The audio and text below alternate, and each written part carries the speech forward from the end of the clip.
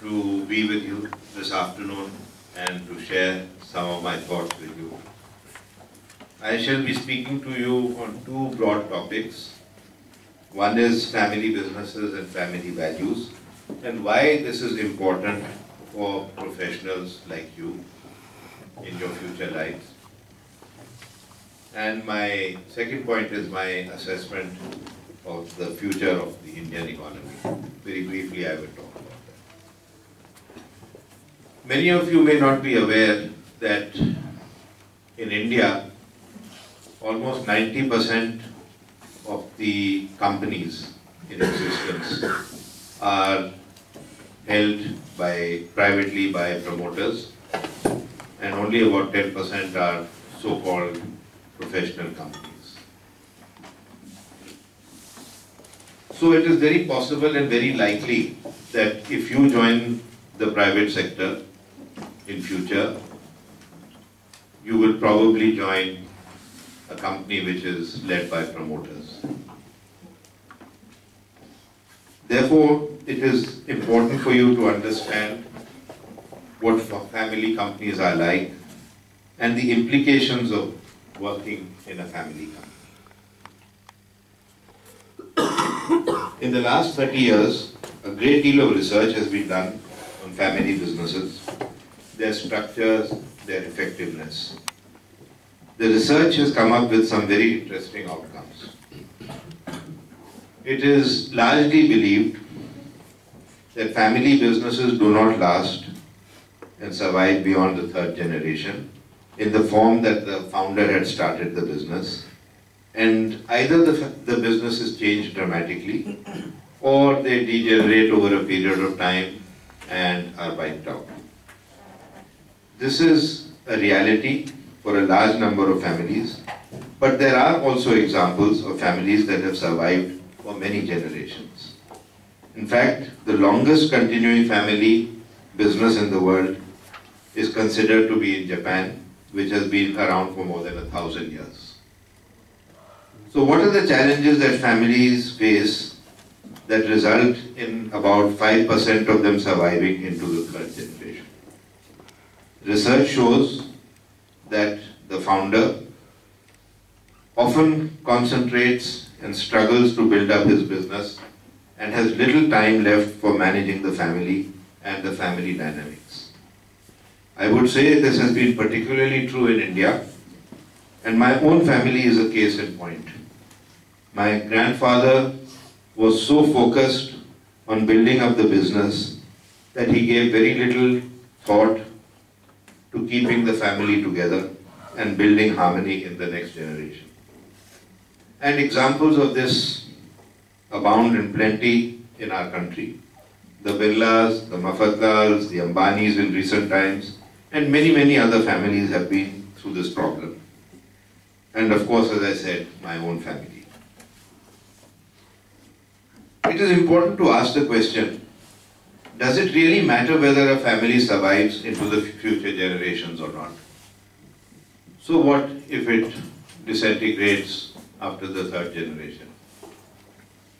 When families either get split up amongst siblings or they degenerate, it leads to diminished wealth not only for the family but for all stakeholders.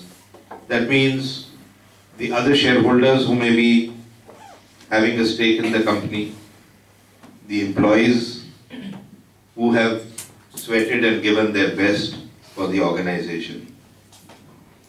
And those families that have not addressed these issues often find themselves in a situation where they have not prepared themselves for the future. Time has slipped by, and often they are in the midst of a crisis before they start taking any steps. On the contrary, there is a common thread in families that have survived over many generations. Unfortunately, we do not see many examples in India, but I have had the opportunity of interacting and studying families abroad, particularly in Europe and America, that have stayed together for many generations. Of course, most of these family businesses are now very large, with family members sometimes numbering more than 200. But these families have devised strategies as to how they can function effectively and for the benefit of all family members. Let me share with you some of the important aspects of this common thread that I spoke about. One of the cardinal principles that was adopted by the first generation entrepreneur was to recognize that attention to the issues of the family are as important as running the business. This is of course easier said than done, particularly when the founder has to struggle to establish his business. Typically, he shares the burden of managing the family issues with his wife and his siblings, brothers, sisters, so that they can be a support system within the family while he is busy building up the business. The next important factor for the family unity is good communications. Good communication between siblings, their wives, and I found in Europe and America also, sharing of information even with their children when they are growing up. This has brought about a great deal of bonding within the family, and the shared burden with all the family members has left the founder with enough time to concentrate on building up his enterprise. As the next generations come into the business, the complexities increase. Some kind of structure has to be devised for the functioning of the family as well as the businesses. In the beginning, some very basic rules have to be framed. Far-sighted leaders start thinking about building family constitutions that would give a long-term structure for the family. The family constitution in small families obviously is less complicated, but as new generations enter the business and the family becomes larger, the complexity increases and the constitution has to be modified from time to time. We must also recognize that a time comes when the family is so large that every family member cannot be accommodated within the business. For decades in Europe and in America, the obvious outlet for family members was to enter other professions while remaining shareholders of the company. In India, there was usually a requirement to have every family member working in the business. Often this led to problems, as some of the next generation members may either not have been competent or may not even have had the desire to be involved in business. This was often the reason for tension within families and eventually the breaking up of these families. There are two essential elements that need to be kept in mind for family harmony and unity. One is the need for some structure, whether it is a constitution or rules of engagement. And the second is the need for constant communication. I had earlier mentioned the importance of communication. Communication between brothers, between husband and wife, between the father and the next generation, and most importantly, between the family and the management. As I had also said, in my own family, we had unmanageable tensions, which led to the splitting up of our businesses in the third and fourth generations. After this experience, my sons and I decided that we must chart out a new course for ourselves, and in 2004, we built our first family constitution. In the course of building the family constitution, we involved our spouses, also taking advice from outside well-wishers, and in about 8 months' time, we had our first draft. This was refined and formalized in about a year's time. Since then, we have modified the constitution from time to time, but it is the guiding star of our family. The constitution not only sets out the norms of interaction between family members today, but also defines the rules for possible future generation members who may want to enter the family business, or in certain cases, not be working in the company, but only be shareholders. Our constitution also defines the relationship with the family and the management of the companies. In such cases, it is whenever a shareholder does not want to work in the company, it is the responsibility of the family to support them as they find their feet in some profession or the other. Equally, it is the responsibility of these members to be ambassadors of the family and live by the code of conduct laid out in the Constitution. Research has shown that if these principles are adhered to, the chances of the family staying together increase exponentially. I have already explained the benefits of families remaining united. To repeat, when families increase, the size of the cake in the business also increases, and it leads to increased power in the marketplace, as well as provides financial strength and stability to the family. And not the least, provides comfort to professional managers of the continuity of the values and longevity of the enterprise. Let me now share with you some interesting data, and this data comes from various international sources, including some well-known financial analysts. On an average, family businesses outperform public companies operating in the same field by 20%. Most people, particularly in India, believe that family businesses are for the family and not for shareholders. But in reality, family businesses operate and perform 20% better than so-called professional companies. And this is measured in terms of profitability, growth, shareholder value creation over longer periods of time. And there is a good reason for this. Family businesses always take a long-term view. Say a view for 5 years, 10 years, 20 years, because the promoters of the family businesses are always committed to the long-term success of the enterprise. They know that they are going to be there for a long, long time. In public companies, the management and the CEOs change every few years and set new directions. This not only sends mixed signals to the executives and management, but also to the marketplace. It also leads to confusion amongst a whole host of stakeholders. Professional companies set goals for themselves for quarterly results and at the most for 1 or 2 years. This has been cited by researchers as one of the major reasons why family businesses outperform professional companies over a longer time frame.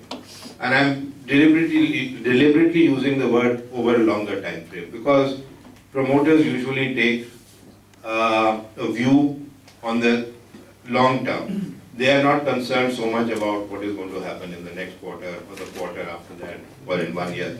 They are more concerned about what is the fate of the company going to be over a long period.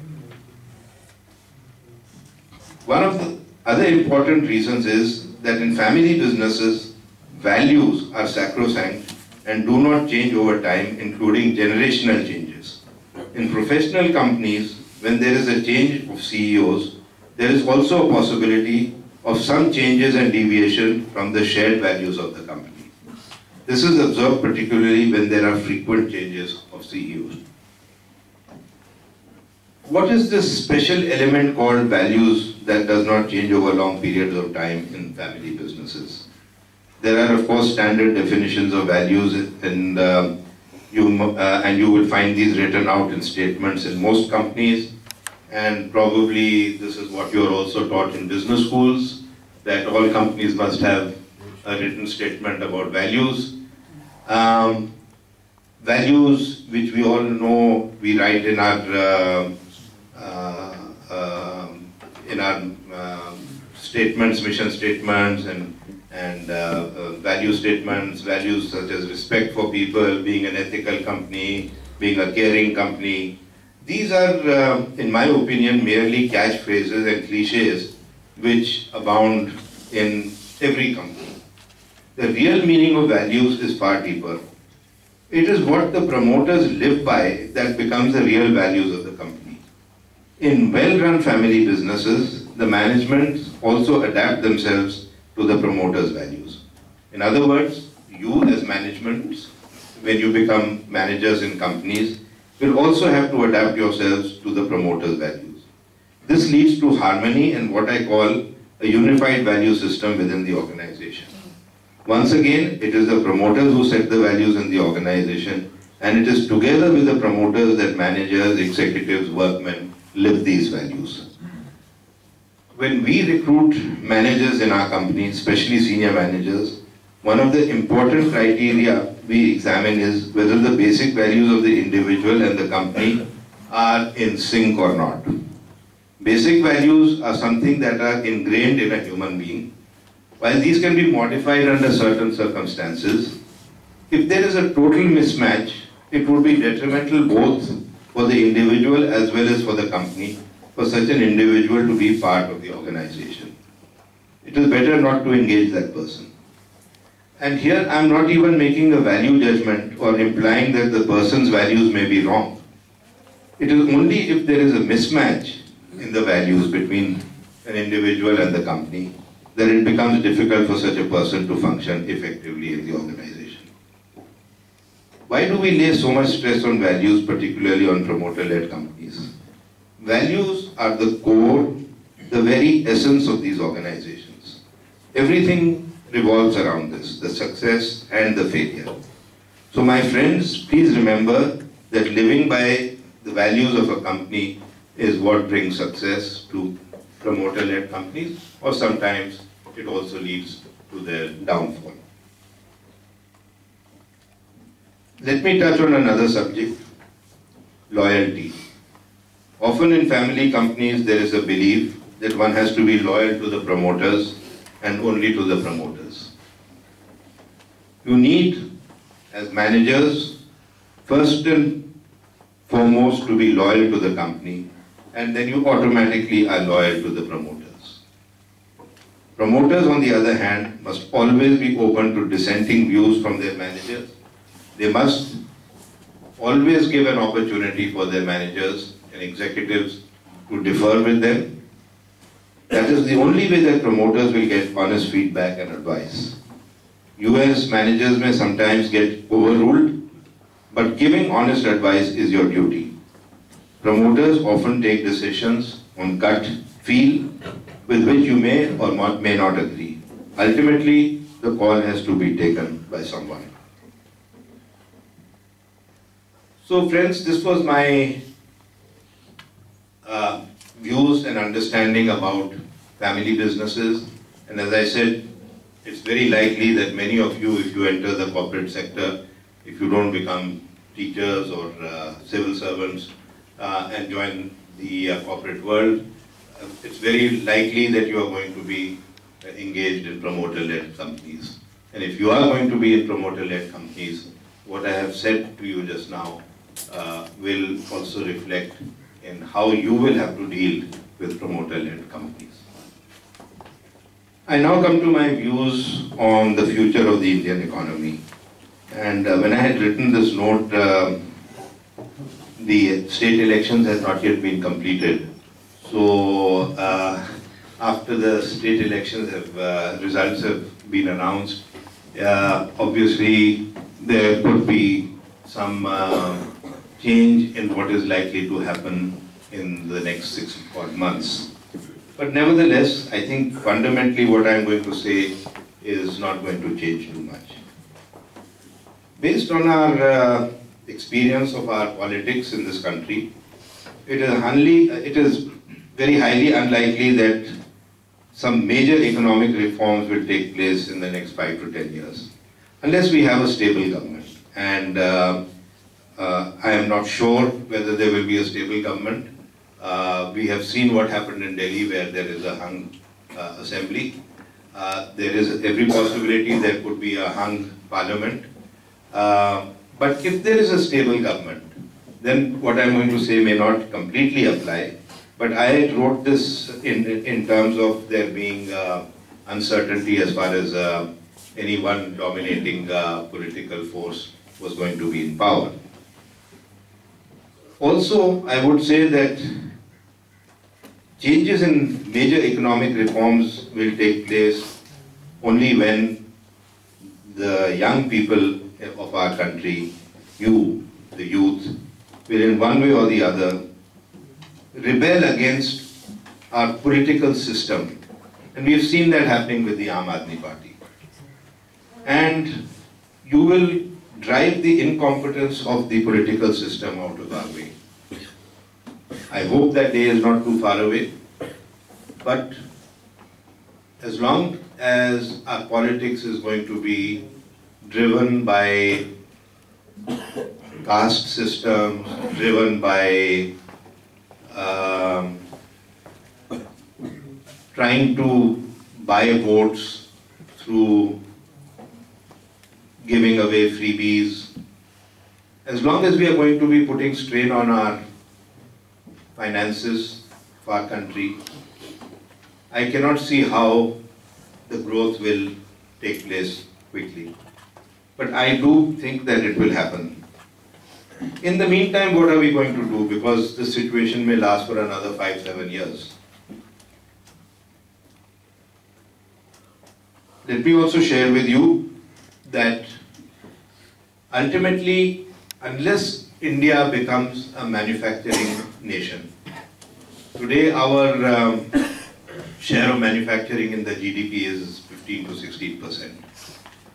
China is 35%. We have to aspire to be at least at a 25% level. And a 25% level means we have to spend billions and billions of dollars, hundreds of thousands of crores in industry to reach a level of 25%. So at one level there is a huge opportunity. There is a huge possibility of our creating demand, creating jobs. Because I believe that without the manufacturing sector growing and reviving, jobs will not be available. How many jobs can we create in the service sector? How many jobs can we create in the IT sector? How many jobs can we create in the tourism industry? This is not going to be sufficient for us. We have to be creating jobs in the manufacturing sector. And this is where I say that at least a minimum level of reforms is required for reviving the manufacturing sector. I know that many of the reforms that are needed to be done in the future, like labor reforms, etc., are very difficult to do politically. But there are states which are willing to do this, and I think this is one area in which at least all of us, people like Govind Hari ji, myself, who have been leaders in industry, need to be pressing the government to leave these matters to the states to decide and not the center to decide. Because we do need competition between states, and if there is competition between states and states want to have their own policies and grow fast, they may come up with some solutions as far as even the labor policies are concerned. I would say that there is one other area which we have not focused very much on in our country. We have, of course, on the IT sector, BPO, etc., we are, I think, well on our way to keep growing at 10 to 15% a year in those industries. But if we look at what I call the knowledge industry, I think there is an immense possibility of knowledge arbitrage in our country. If we can establish manufacturing models based on our own internal R&D, based on our R&D, if we can set up industry where we can transform our R&D work into knowledge-based industries, there is a huge possibility of our gaining big market shares in the world today. This would not only give us large dividends in terms of job creation, but also opportunities for significant growth. Of course, all knowledge industries have to depend on the success of our higher education system. This is again an area of concern as the demand for qualified people continues to increase and it continues to outstrip the supply. Government must encourage private higher education institutions like the JK Business School, engineering colleges, scientific institutions, etc., to come up so that we can supplement the efforts of the public institutions. We need a large number of engineers, scientists, managers, trained workforce to emerge, even for the knowledge industries, let aside the conventional manufacturing sector, to grow and prosper. My prediction is that if there is a somewhat stable government, we might see a growth rate reviving from 5% or sub 5% this year to maybe 7% in the next couple of years. And I believe that